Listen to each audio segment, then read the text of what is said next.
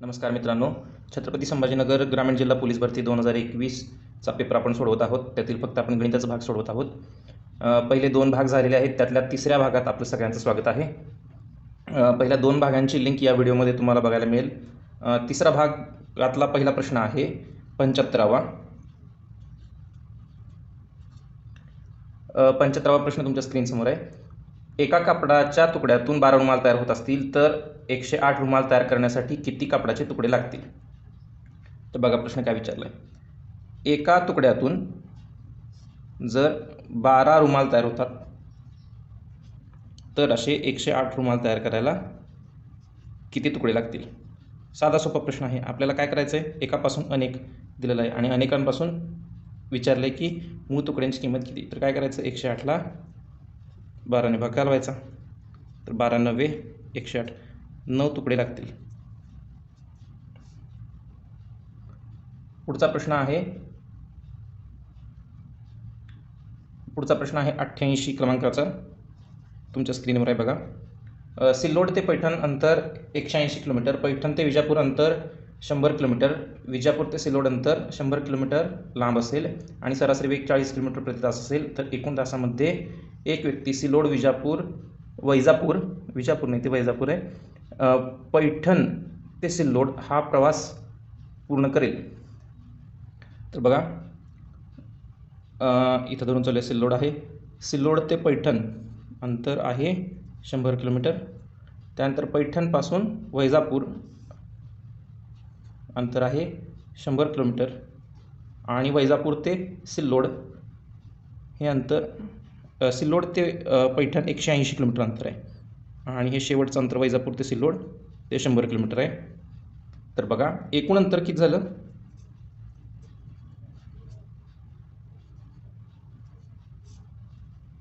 एकूण अंतर झालं 100 आणि 100 200, 200 आणि 180 380 किलोमीटर अंतर झालेलं आहे. आता आपल्याला वेग किती दिला आहे, वेग दिलेला आहे 40 किलोमीटर प्रति तास असा वेग दिलेला आहे. तर कसं काढायचं, आपल्याला विचारलं आहे वेळ विचारलं आहे. तर वेळ कसा काढायचा, अंतर भागिले वेग. अंतर आहे 380 भागिले 40, 0ला 0 गेले, 4 9 36 आणि उरले 2, 2/4. म्हणजेच काय झालं, 9 तास पूर्ण झाले आणि वरचे 2/4 म्हणजेच 1/2 तास हे पूर्ण झाले. 1/2 तास. आता 1/2 तास म्हणजे किती, 30 मिनिटं, म्हणजेच 9 तास 30 मिनिटे एवढा वेळ लागणार आहे. पुढचा प्रश्न आहे बघा, 89वा प्रश्न आहे. पृथ्वीचा व्यास 12,730 किमी असेल तर उत्तर ध्रुव ते दक्षिण ध्रुव अंतर कापण्यासाठी 200 किमी प्रति तास वेग असणाऱ्या एका विमानाला किती वेळ लागेल? तर हे पृथ्वीचा उत्तर ध्रुव ते दक्षिण ध्रुव हा जो व्यास आहे तो व्यास आपल्याला किती दिलेला आहे, 12,730 किलोमीटर एवढा दिलेला आहे. आपल्याला विचारलं की 200च्या स्पीडने जर आपण क्रॉस केला तर हे अंतर किती वेळात पार होईल.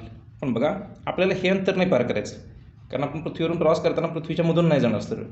तर असं हा प्रवास आपण करणार आहे. हा प्रवास म्हणजेच काय आहे, पृथ्वीची जी परिमिती असणार आहे त्याच्या वर्तुळाकाराची जी परिमिती आहे त्याच्या अर्धी परिमिती घ्यायची. आता परिमितीचं सूत्र असतं की पाय गुणिले व्यास असं सूत्र असतं. परंतु आपल्याला अर्ध परिमिती घ्यायची म्हणजे अर्ध परिमिती कसं करणार, 2ने भागायचं. बघा इथून इथपर्यंतच फक्त जायचं आहे आपल्याला.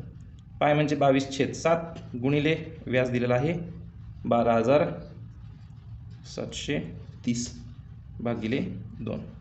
हे आपण असं लिहू शकतो की 22 गुणिले 12,730 भागिले 7 गुणिले 2. 2 जर भागलं तर 11 आलं. 11नं जर याला गुणलं तर येतं 1,40,030 असं येतं भागिले 7. आता 7नं भागलं याला तर 7 दुनी 14, 2 0, 3ला भाग जात नाही म्हणून अजून 1 0 आणि 7 चोक 28 असं 20,004 असं अंदाजे आपण अंतर काढूया. कारण त्याच्या पुढं 7 चोक 28 नंतर अजून पुन्हा 2 उरतात पुन्हा भाग लावला तर भाग काही संपणार नाही. मग त्यामुळे आपण इथपर्यंतच थांबूया, पूर्णांकात घेऊया. तर बघा, यालाच अंदाजे आपण असं म्हणू शकतो की 20,000 किलोमीटरचं अंतर आहे,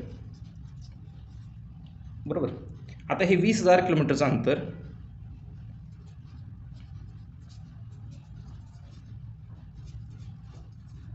आपल्याला कितीच्या स्पीडनं पूर्ण करायचं आहे? आपल्याला 200 किलोमीटर प्रति तास एवढ्या वेगानं पूर्ण करायचं आहे. मग त्याला वेळ किती लागणार? तर वेळेचं पुन्हा एकदा सूत्र काय आहे? अंतर भागिले वेग.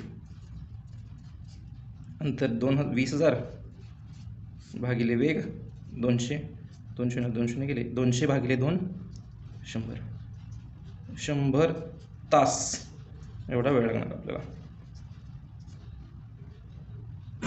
पुढचा प्रश्न आहे बघा, एका पाण्याची टाकी एका नळाच्या प्रवाहाने 2 तासात पूर्ण भरते आणि दुसऱ्या नळाच्या प्रवाहाने 8 तासात पूर्ण भरते. जर दोन्ही नळ एकाच वेळेस चालू केले तर टाकी पूर्ण भरण्यासाठी किती तास लागतील? आता जर अशा प्रकारचे प्रश्न आले की एक नळानं एवढ्या वेळात भरते टाकी, दुसऱ्या नळाने एवढ्या वेळात भरते, एकत्र नळ चालू केले तर, किंवा एक मजूर एवढ्या दिवसात हे काम पूर्ण करतो, दुसरा मजूर एवढ्या दिवसात काम पूर्ण करतो, दोन्ही मजुरांनी एकत्र काम केलं तर किती दिवसात पूर्ण होईल? अशा प्रकारचे प्रश्न फार सोपे असतात करायला. बघा कसे करायचे.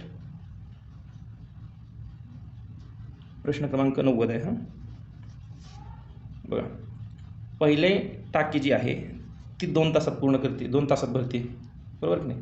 पहिल्या नळानं 2 तासात भरते आणि दुसऱ्या नळानं 8 तासात भरते. आता आपण काय करायचं, अशी संख्या घ्यायची की ज्या संख्येला 2 पण भाग जातो आणि 8 पण भाग जातो. म्हणजे धरून चालू 8च घेऊया, 8ला 2 पण भाग जातो आणि 8 पण भाग जातो. मास धरून चालू की टोटल 8 लिटरची टाकी आहे असं काहीतरी धरूया.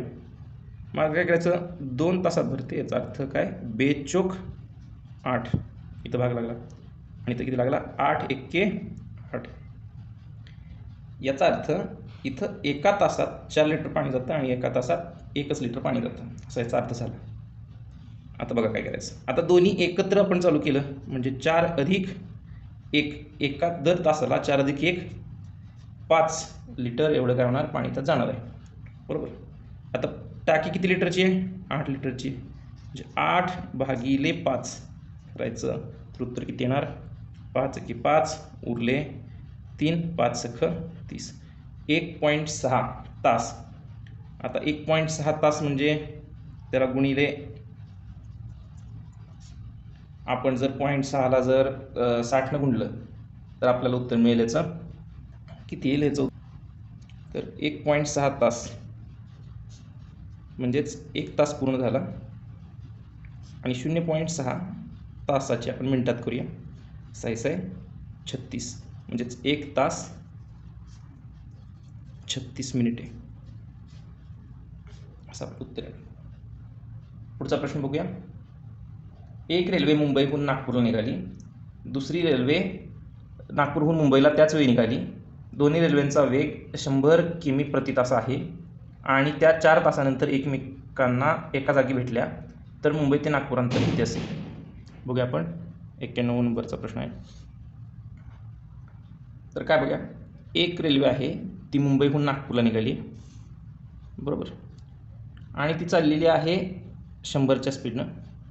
दुसरी रेल्वे आहे ती नागपूरहून मुंबईला निघालेली आहे, ती पण 100च्याच वेगानं चालली आहे आणि दोन्ही 4 तास उलटून गेल्यानंतर बरोबर काय होतात की एका जागी एका ठिकाणी भेटतात एकमेकींना.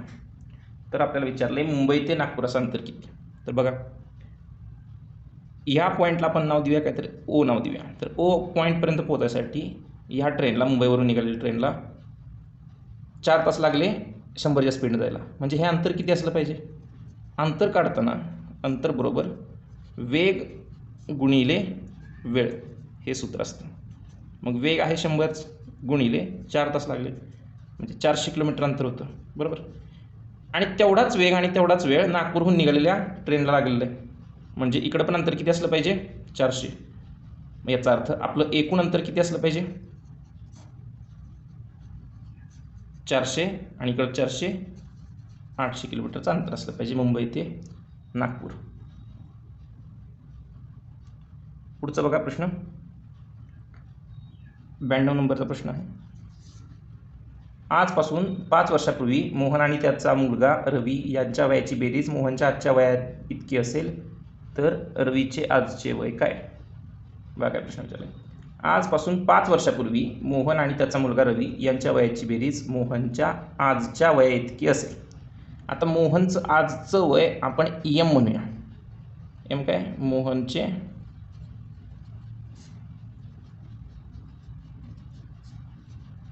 बरोबर. आरला आपण म्हणूया रवीचे आजचे वय.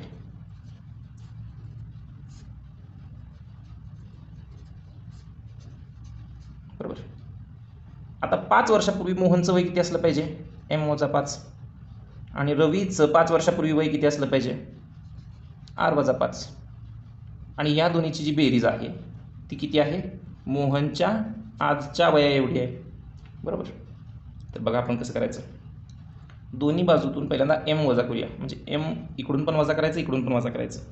म्हणजे या बाजूतून एम वजा केलं तर राहिलं किती? वजा 5 अधिक आर वजा 5 बरोबर एममधून एम गेले 0. वजा 5 आणि इकडचे वजा 5 झाले वजा 10 बरोबर 0. वजा 10 इकडे आणलं तर आर बरोबर किती येणार? 10. रवीचं वय किती असलं पाहिजे? 10 वर्ष आजचं वय. आणि आपल्याला तेच विचारलेलं आहे. रवीचं आजचं वय किती आहे? 10 वर्ष. पुढचा प्रश्न बघा 93 नंबरचा.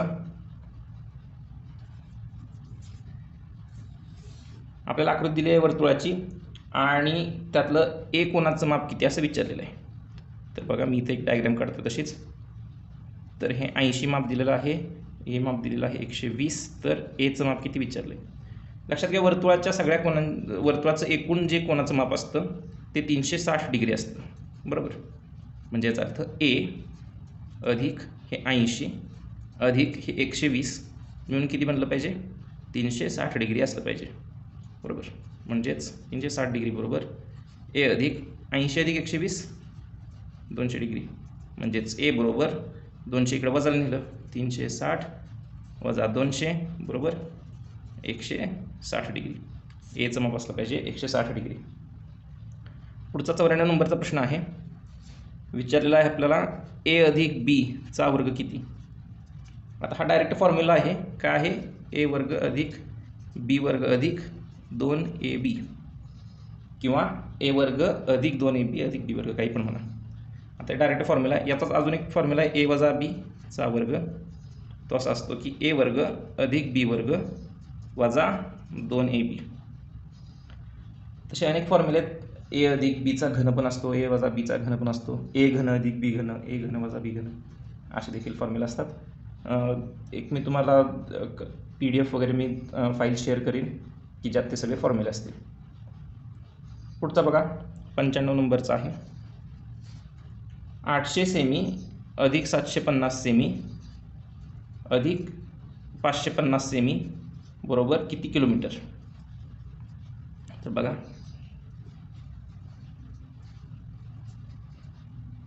काय करायचं. पहिल्यांदा सेंटीमीटरमध्ये काढून घेऊया. 800 अधिक 750 अधिक 550 50 आणि 50 100 हातचा आला 1 8 8 16 16 आणि 5 21 2100 सेंटीमीटर. आता 2100 सेंटीमीटर म्हणजे किती किलोमीटर? लक्ष घ्या. 1 किलोमीटर म्हणजे 1000 मीटर असतं. बरोबर. आणि मीटरच्या पण खाली सेंटीमीटर येतं की 100 सेंटीमीटर म्हणजे 1 मीटर. म्हणजे बघा बेसिकली जर आपल्याला सेंटीमीटरचं किलोमीटरमध्ये करायचं असेल तर हे आधी आपल्याला लक्षात ठेवलं पाहिजे की किलोमीटर असतं, किलोमीटरच्या नंतर असतं हेक्टोमीटर, त्याच्यानंतर असतं डेका, त्याच्यानंतर असतं मीटर, त्याच्यानंतर डेसिमीटर, त्याच्यानंतर येतं सेंटीमीटर, त्याच्यानंतर येतं मिलीमीटर. म्हणजे आपल्याला सेंटीमीटरपासून किलोमीटरपर्यंत जायला 1 2 3 4 5 पायऱ्या जायला लागतात. म्हणजेच आपल्याला 2100ला 5 पायऱ्या जायच्यात. म्हणजे एकावर 5 शून्य द्यायचे. एवढ्यानं भागावं लागेल मग उत्तर येईल आपलं. म्हणजे किती येणार? 21 भागिले 1000 म्हणजेच 0.021 किलोमीटर हे आपला अंतर येईल. तर पुढचा प्रश्न असा आहे, 96 नंबरचा प्रश्न आहे, एका देशाचे संपूर्ण क्षेत्रफळ 50,000 चौरस किलोमीटर असेल आणि त्या देशात एकूण 20 राज्य असतील तर राज्यांचे सरासरी क्षेत्रफळ किती? तर बघा, एकूण क्षेत्रफळ 50,000 आहे आणि त्याच्यात राज्य किती आहेत? 20 राज्य आहेत. सरासरी क्षेत्रफळ किती येईल प्रत्येकाच्या वाट्याला? 0ला 0 केले 5000 भागिले 2 म्हणजेच 2500 चौरस किमी एवढं क्षेत्रफळ असणार प्रत्येकाच्या वाट्याला सरासरी क्षेत्रफळ. 97 नंबरचा पुढचा प्रश्न आहे,